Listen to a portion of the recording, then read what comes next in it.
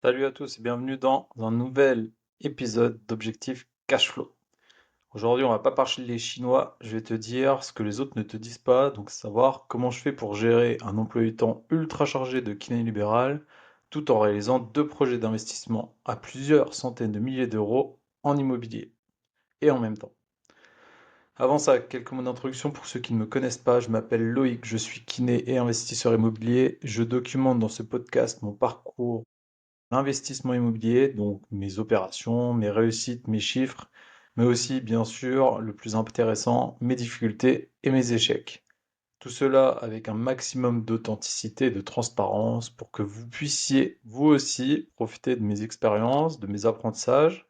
Et bien sûr, ce podcast n'est pas un conseil d'investissement, il relate simplement mon parcours. Voilà, maintenant que c'est dit, trois parties ou quatre parties, comme d'habitude. La première partie, actualité. Ensuite, on parlera de l'organisation donc des deux carrières.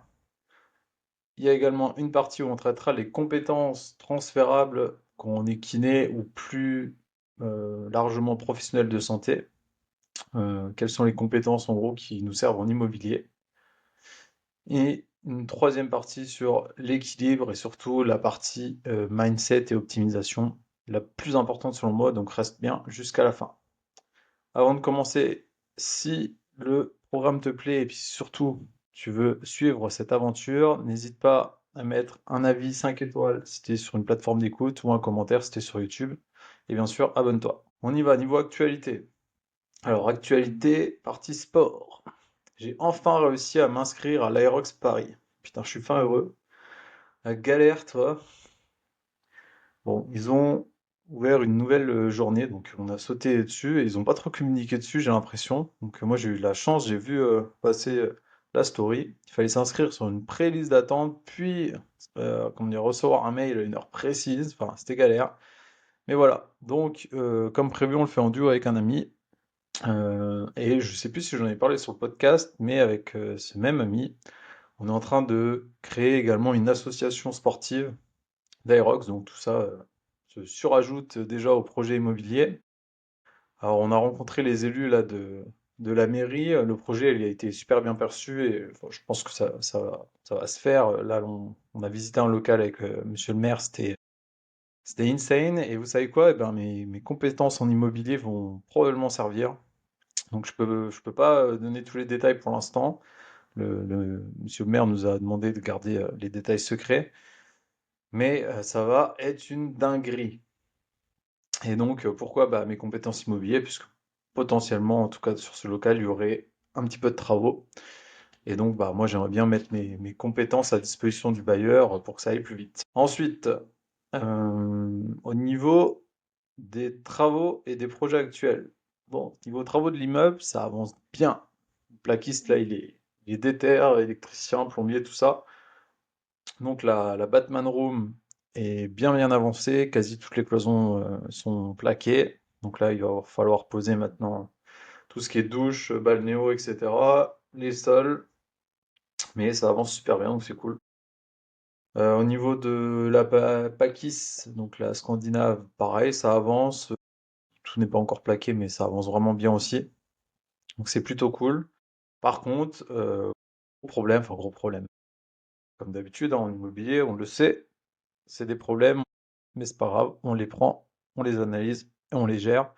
Problème d'évacuation, bah, vous savez pas quoi, en fait, l'ancien propriétaire, les eaux pluviales, il les évacuait directement dans les eaux usées.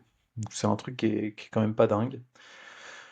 Donc bah je suis en train de revoir là, j'ai rappelé un ami couvreur qui va comment dire, qui va me refaire toute une dinguerie en fait pour que bah, l'eau pluviale s'évacue dans l'eau pluviale. Donc voilà, petit problème. Léger surcoût, hein, ça va chercher quelques centaines d'euros en plus, mais c'est vraiment, comment dire, négligeable sur le budget total. Et c'est aussi pour ça qu'on prend la sécurité toujours quand on emprunte en termes de travaux. Pour l'autre projet, donc l'immeuble de 4 plateaux plus un local commercial, donc on est actuellement en compromis. J'ai fini mon marathon des rendez-vous des banques. Bon, j'ai dû en voir 6 ou 7. J'ai déjà eu un refus, mais j'attends les autres réponses. J'ai plusieurs banques qui m'ont demandé des justificatifs supplémentaires, donc ça, c'est pour mon preuve que le dossier avance. et qui l'intéresse. Donc voilà, je vous tiens au courant, mais pour l'instant, rien de plus par rapport à ça. Ensuite, donc, au niveau, enfin, la première partie du podcast, on va dire, ou deuxième partie, ça dépend comment on compte les actualités, on va parler organisation et on va répondre à la question comment je gère mes deux carrières, donc à savoir kiné libéral et investisseur immobilier. Pour rappel, mon emploi du temps de kiné, en règle générale, je commence le matin à 7h30 et je finis le soir à 19h30, et ça du lundi au vendredi. Alors bien sûr, j'ai la possibilité toujours de dégager une petite heure s'il faut pour un rendez-vous, etc. Mais globalement, c'est à peu près ça. Et, et ben, l'immobilier, c'est aussi une activité quand même qui est plutôt chronophage. Et comme je vous l'ai dit, bah, il y a toujours des problèmes qui se rajoutent. Donc mes astuces pour répondre à ces soucis. Déjà la première, c'est hyper important et ça va paraître bateau, mais en fait, la plupart des gens ils le savent mais ils le font pas. Mais en fait, c'est tout le temps la même chose.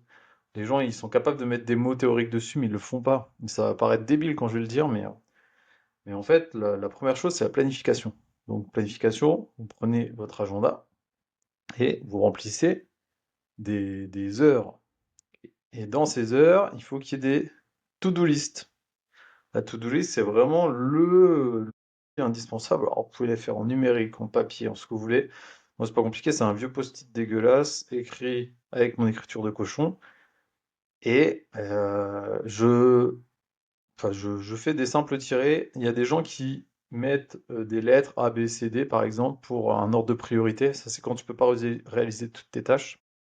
Moi, en général, je me fais pas chier, hein. Là, c'est juste des tirés et on y va. Et en fait, bah, quand je relis les tirés, voilà, s'il y en a vraiment un plus urgent que l'autre, je commence par ça. En fonction de cette to-do list, alors la to-do list, je la fais en général le début du week-end, genre le samedi. Et comme ça, en fait, tout ce que je peux gérer le samedi, bah, pour l'immobilier, en général, je règle plutôt le samedi. Et après, tout ce qui est urgence, etc., je le règle dans la semaine. Et s'il faut que je me libère un petit peu de temps, etc., bon, en fait, c'est comme ça que je fais. Ensuite, concrètement, donc moi, vu que je suis kiné libéral, bah, de temps en temps, j'ai des patients qui annulent ou je sais pas, qui sont en retard, qui machin. Donc ça, bah, typiquement sur ma to-do list, j'ai des choses à faire qui sont rapides et qui peuvent se faire sur l'ordinateur en général, ou c'est des appels, des choses comme ça. Et bah, tous les temps morts, en fait, moi je prends jamais de pause quasiment quand je suis dans ma journée kiné. C'est assez intense, mais c'est comme ça que j'aime faire. Donc en fait, tous les temps morts, bah, entre deux patients, sur les trajets quand je vais à l'hôpital, ou la pause déj, par exemple, bah, j'en profite, j'appelle le notaire, j'appelle les artisans, j'appelle les agents immobiliers, les banquiers, etc. En fait, voilà, faut tout optimiser. Je vous rappelle, hein, la réactivité, c'est la clé, hein, avec vos partenaires. Si vous répondez pas rapidement à vos artisans, à vos banquiers, etc., bah, en fait, comment dire, le projet avance pas, ça va, comment dire, frustrer les gens. Et donc, en fait, eh ben, si vous n'êtes pas réactif, eux ne seront pas réactifs non plus. Donc, un artisan, par exemple, moi, je sais que je me donne 1 heure pour lui répondre maximum. Ensuite, d'un point de vue organisation, j'ai mis trouver ses forces et ses faiblesses. Ça, c'est hyper important.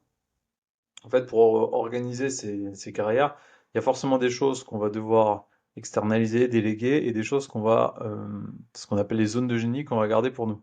Moi, mes forces, par exemple, ça va être surtout le début des projets, les visites. Moi, je suis très fort pour créer un réseau, échanger avec les artisans, les suivis de travaux, les choses comme ça. Par contre, mes faiblesses, j'en suis conscient aussi, c'est tout ce qui va être la gestion après, dès que les projets sont faits, tout ce qui va être, par exemple, les assurances, bien voir, est-ce qu'on est bien assuré, est-ce que comment dire, les prix sont optimisés, etc.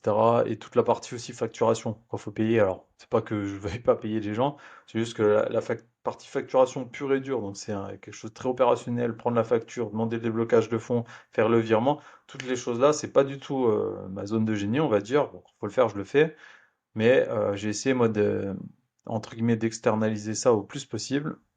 Donc, concrètement, euh, externaliser, ben, ça peut être le comptable, par exemple.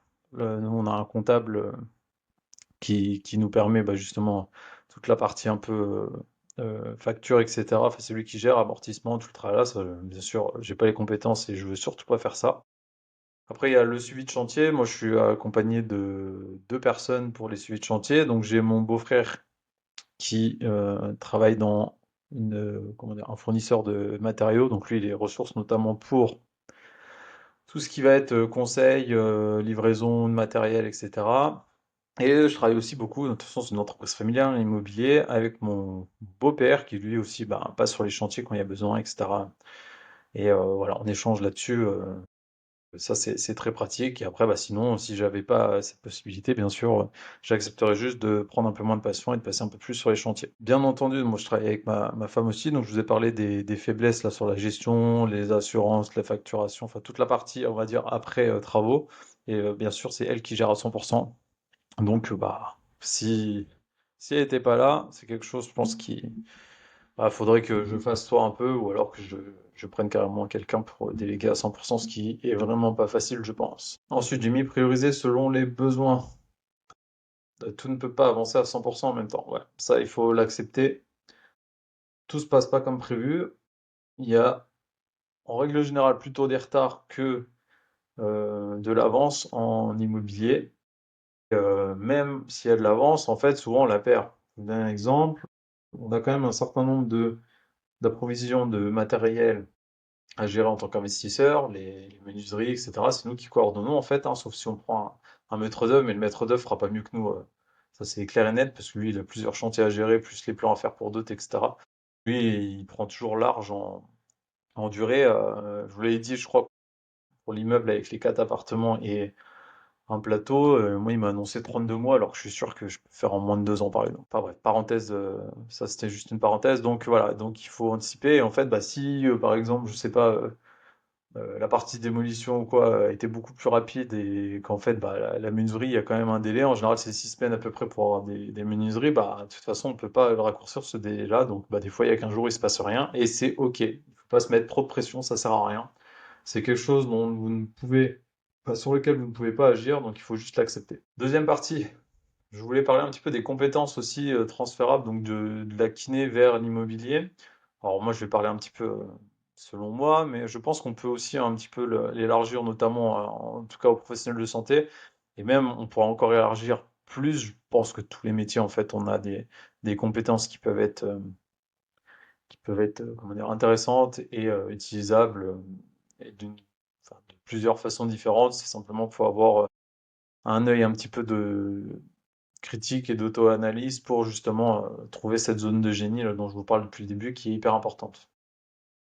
Alors, déjà, la première chose, quand on est professionnel de santé, notamment kiné, médecin, pharmacien, enfin, tous ceux qui ont, ou même tous ceux qui sont passés pour moi en passé anciennement ou maintenant passent LAS, en fait, il y a énormément d'apprentissage qu'on apprend, qu'on n'identifie pas parce qu'on est trop jeune quand on passe ça. Donc moi, c'est pas mon cas parce que j'ai repassé le concours de médecine bien après. Et donc pour ceux qui savent pas, passer, passe là, c'est le concours de médecine première année en gros, qui donne accès aux études de santé, pharmacien, kiné, médecine, dentaire. Et puis je crois que c'est à peu près tout. Non, ergo, tout ça, enfin, les métiers de la rééducation en gros. Et sage-femme, et puis je crois que c'est tout. Désolé si j'en ai oublié. Et donc en fait, la plupart du temps, on sort du bac, on passe ça, donc ouais, ok, c'est un concours, on en chie, mais en fait, les gens, voilà, une fois que c'est passé, ils ont tendance un peu à oublier. Et après, ils partent dans les études où c'est un peu plus simple en règle générale. Et voilà, et en fait, ils identifient ça plus comme un mauvais moment à passer, etc. Mais en fait, l'apprentissage de, de ce concours, il a absolument rien à voir avec les données enfin, les données scientifiques qu'on nous transmet. Moi, par exemple, j'ai à prendre des champignons là, pour la pharmacie, ça m'a servi à rien en kiné. Ça, j'en suis bien conscient. Mais par contre, il y a quelque chose qui a été game changer grâce à ce concours, c'est plutôt les compétences, on va dire, humaines, etc. Je sais pas comment décrire ça, mais enfin, je vous en listais, vous allez comprendre l'idée. En fait, c'est des capacités qu'on développe et dont on ne se rend pas forcément compte, je pense, si on est trop jeune. Donc, parmi ces capacités, j'ai mis la rigueur, la capacité de travail qui est assez exceptionnelle, hein. On travaille des heures et des heures tous les jours. L'organisation, la planification, Et puis voilà, il y a je sais pas, la gestion du stress, la gestion de la pression, toutes ces choses-là, en fait, on s'en rend pas forcément compte parce qu'on est trop jeune, en fait, pour y penser. Et je pense que, bah, je suppose en tout cas, parce que je l'ai pas fait, mais je suppose que la partie ECN en médecine aussi, donc le concours là pour les spécialités, c'est un petit peu le même délire. Et, en fait, c'est bah, à la base, le concours de médecine, c'est fait pour préparer des médecins, donc c'est des gens quand même qui ont la vie de patient entre leurs mains. Et en fait, c'est pas pour rien que le concours il est dur, c'est justement pour eh ben, avoir des gens qui sont capables de- d'acquérir ces compétences. Et en fait, eh ben, ces compétences-là, elles sont, comment dire, transférables sur plein de choses, et notamment bah, l'immobilier. La rigueur, l'organisation, la capacité de travail, etc. C'est des choses qui sont hyper utiles en immobilier et qu'on sous-estime beaucoup trop. Et dedans, on aurait pu aussi mettre la résilience, le fait de pas avoir de doute, des choses comme ça. Parce qu'en fait, c'est le même principe, hein. Quand on achète un bien, on peut pas être sûr qu'il fonctionne à la fin. Et en fait, si on est trop dans le doute et qu'on consomme trop d'énergie à justement avoir des pensées comme ça, la gestion des problèmes notamment, c'est pareil. En fait, si on reste tout le temps dans le négatif et qu'on n'essaie pas de trouver la solution, et ben en fait, on va s'épuiser très très vite mentalement. Et l'immobilier, ça marchera pas. Donc voilà, ça c'était pour la partie études, on va dire. Ensuite, partie relationnelle. Donc en tant que kiné, et je pense professionnel de santé au sens large, comme avec les patients, en fait, les patients, on doit en gros créer ce qu'on appelle l'alliance thérapeutique. L'alliance thérapeutique, c'est la confiance en gros que le patient va nous porter dans notre relation, dans ce qu'on va dire et dans le suivi du soin au sens général du terme. Je pense que mes formateurs seraient très déçus d'ailleurs que je fasse pas une définition un peu plus carrée que ça. Bon après, moi le but c'est pas de lire un truc sur Google, je pense que vous avez compris l'idée. Et en fait, cette relation, cette alliance-là qu'on crée, pour moi, en fait, il faut réussir à faire la même avec les banquiers, les artisans, les agents immobiliers, etc. etc. C'est comme ça, en fait, comment dire, on peut avoir des bonnes opportunités, des bonnes affaires, que le suivi de chantier se passe bien, etc., etc. Donc voilà, alors après, bien sûr, faut pas être enfin, pour moi, il faut rester un peu authentique,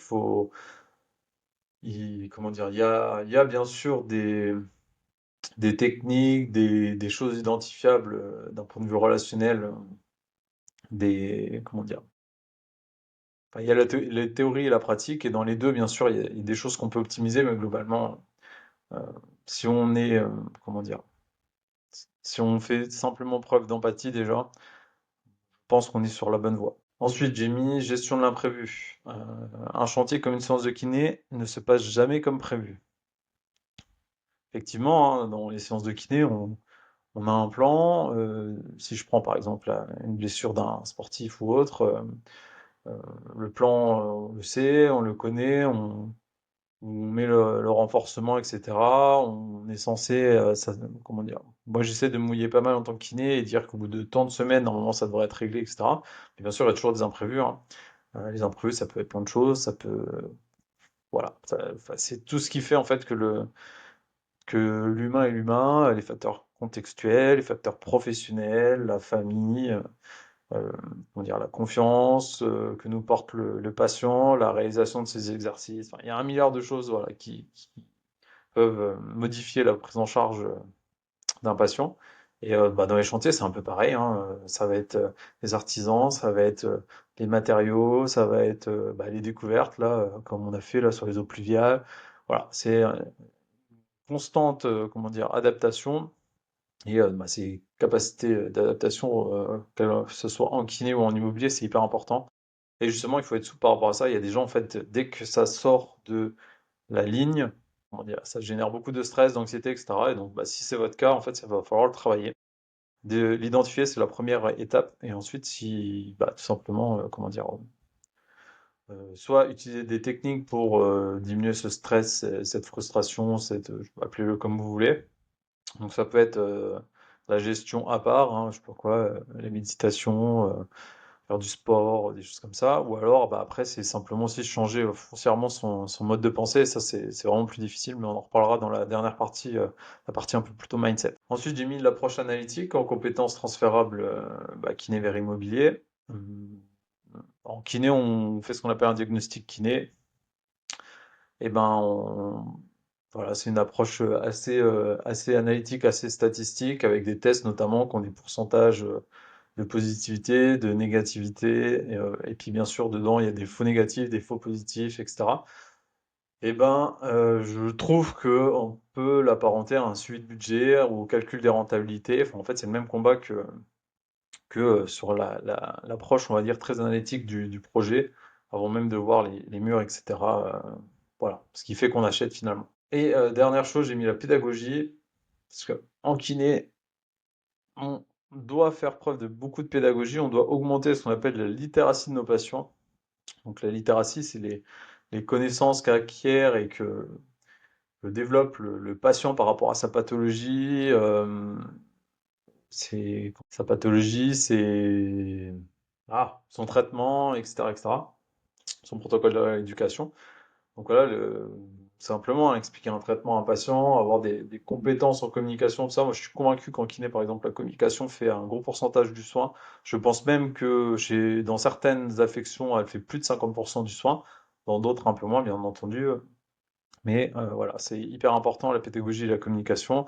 Et je pense que ça, bah, par exemple, c'est hyper transférable à l'explication, par exemple, d'un projet à un banquier ou à un artisan. Parce que bah, la communication, c'est vraiment la base, en fait. Et s'il y a un manque de communication, il y aura forcément un manquement quelque part derrière. Alors, si on raisonne en termes de banquier, bon, en règle générale, c'est juste qu'il n'y a pas de financement. Et si on raisonne sur un artisan, bah, c'est juste qu'il va avoir des erreurs, mais de votre faute, parce que vous savez simplement pas bien expliquer, pas bien communiquer avec votre artisan. Dernière partie, on va parler de comment trouver l'équilibre. La réalité, c'est qu'on est parfois submergé. Je pense que je suis en plein dedans en ce moment. Euh, Après, je sais que c'est court terme. Là, je pense que ça va rediminuer un petit peu maintenant que j'ai passé mon marathon de présentation des banques. Mais voilà, c'est un moment un peu dur parfois, mais c'est OK. Il faut l'accepter. Et c'est surtout que comment dire, si on est dans ce moment, et ben en fait, il faut accepter de serrer un peu les dents. Et puis surtout qu'il faut accepter comment dire, que ça va être un moment court terme. Et en fait, le secret pour réussir vraiment sur le long terme, c'est de choisir sa bonne vitesse. Je vous explique. Moi, j'ai décidé, par exemple, cette année, d'être une Ferrari. Cette année, normalement, donc là, il y a deux projets sûrs lancés. Il y aura probablement même un troisième projet dont je vous parlerai plus tard. Euh, Là, enfin, c'est vraiment trop tôt pour en discuter. Mais comment dire, voilà, moi j'ai décidé d'être en mode Ferrari. Être en mode Ferrari, ça implique des sacrifices. On ne peut pas être en mode Ferrari tout le temps, et surtout, si on est en mode Ferrari, on ne peut pas garder sa vie comme elle l'était. Comment je fais pour tenir en mode Ferrari pendant un an et après passer en mode, on va dire, je sais pas, Renault Peugeot 308 ou Clio, ou je sais rien ce que vous voulez. Et pour moi, mon secret, ça vient de la routine. La routine, la routine, la routine. J'accepte en ce moment de me lever quasiment tous les jours à la même heure, travailler 7 jours sur 7 avec plus ou moins d'heures. Et j'ai réduit énormément aussi la consommation d'alcool. Parce qu'en fait, la consommation d'alcool, bon, c'est pas que l'alcool en elle-même, enfin peu importe, ça c'est chacun ses choix, pardon. Mais en fait, c'est juste que quand on en consomme beaucoup, bah, le lendemain, en fait, on perd une journée complète. Parce que nos neurones sont pourris, on n'a pas envie, la dopamine, elle est complètement crachée. Et en fait, bah, c'est ça le problème. Et en fait, comment dire, c'est un choix personnel, c'est-à-dire que moi, je fais trois projets là potentiellement cette année, mais j'accepte bah, de travailler 7 jours sur 7, de quasi pas prendre de vacances, etc. Mais bien entendu, enfin, je le fais parce que je sais que j'ai une grosse résistance justement à la pression, et j'ai une capacité de travail qui est très très très élevée. Et je sais que sur un an, par exemple, pour moi c'est court terme, alors pour d'autres, ça serait hyper long terme. Ça dépend des gens. Si c'est pas votre cas, c'est pas grave, commencez par un projet. Vous n'êtes pas sous pression, hein. Si vous avez 2 ans de différé, que vous avez 6 mois de travaux, vous n'êtes pas obligé de faire les travaux en 6 mois, hein. Vous les faites en un an, et c'est OK aussi, hein. L'important, c'est de passer à l'action, et surtout de le faire à son rythme, et de trouver son rythme, et surtout d'identifier son rythme. Donc voilà. Comment dire, je voulais vous parler aussi, ce que j'aurais aimé savoir plus tôt. c'est qu'il ne faut surtout pas opposer les deux carrières. En fait, beaucoup de gens, par exemple, qui sont un petit peu au courant que je fais de l'immobilier, etc., me disent, mais en fait, une fois que tu auras ton patrimoine, en gros, tu vas arrêter la kiné, qu'est-ce que tu vas faire? Et moi, je pense qu'il faut pas opposer les deux carrières. Je pense qu'elles peuvent s'enrichir mutuellement. L'avantage, par exemple, de faire de l'immobilier et éventuellement d'avoir des revenus complémentaires avec l'immobilier, bah, ça va permettre d'adapter un peu la pratique de la kiné aussi. Et le souci de la kiné en ce moment en France, euh, comment dire, avec ce qu'on appelle les cabines usines et les kinés qui essaient de faire entre guillemets du travail très qualitatif, bah, c'est que ça peut générer des frustrations. Comment dire? Un bon kiné qui va prendre un patient à la demi-heure va gagner 4 fois moins qu'un mauvais kiné qu'on prend 4. Et en fait, je veux surtout pas moi tomber là-dedans, je veux surtout pas raisonner là-dedans. Moi, je veux garder la qualité au maximum. Et si bah, ça me permet de déjà faire moins d'heures de kiné et en plus de garder ma qualité, bah, en fait, c'est le jackpot parce que les patients seront plus contents, moi je me sentirai mieux dans mon métier, je serai moins fatigué aussi bien sûr sur le long terme. Et en plus de ça, bah, comment dire, euh, je n'aurai pas de frustration en termes d'argent ou quoi que ce soit parce que bah, derrière l'immobilier aura pris son relais. Et voilà. Bon, voilà à peu près ce que je voulais vous dire aujourd'hui. Donc c'était un podcast un peu plus mindset. Prochaine fois, on repart sur un podcast, je pense, un peu plus technique, un peu plus immobilier. Si t'es kiné ou si, bon, peu importe, t'es une autre profession de la santé et que tu rêves d'investir, bah, c'est possible et c'est même conseillé en fait. Il faut être lucide, hein. J'en ai parlé un petit peu tout le podcast, c'est un jeu d'équilibre et de vitesse. Et parfois, ton métier en fait va te donner plus d'outils que ce que tu ne le pensais. Je parle surtout des professionnels de santé, c'est ce que je connais le mieux. Et je pense que vraiment on pourrait élargir l'analyse à tous les métiers. Merci de m'avoir écouté. Si cet épisode te parle, pense à le partager à un confrère ou une consoeur. Et on se voit très vite pour un nouvel épisode d'Objectif Cashflow.